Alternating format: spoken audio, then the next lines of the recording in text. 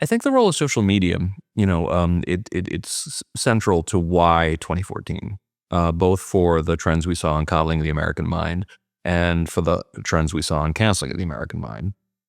And our theory in coddling of the American mind was what was so different about the kids hitting campus around 2014.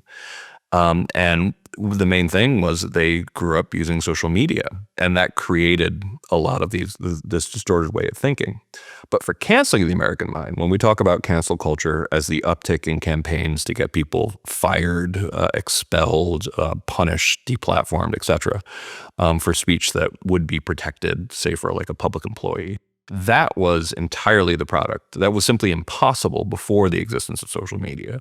And one of the things that was so great to write with Ricky, the Gen Z young woman, is that she grew up with this. She had a and she always, it's very cute. She always like feel like apologizes to her mom explaining this because she didn't know, but I did have a cell phone when I was 10. It was Born with a 5S. Yeah. and a lot of people got them pretty early back then. But she talks about like growing up with cancel culture, that essentially like the ability to create the appearance of an angry mob trying to get you off the board, so to speak, was something that was really kind of like perfected in some ways in grade school.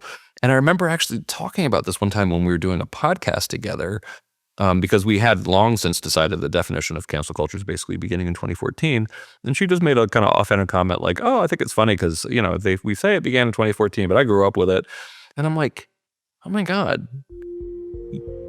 So the cancel culture techniques of figuring out ways to like ruin someone's life or otherwise scare them out of disagreeing with you or get them fired or like whatever, those are tactics that were developed in junior high schools.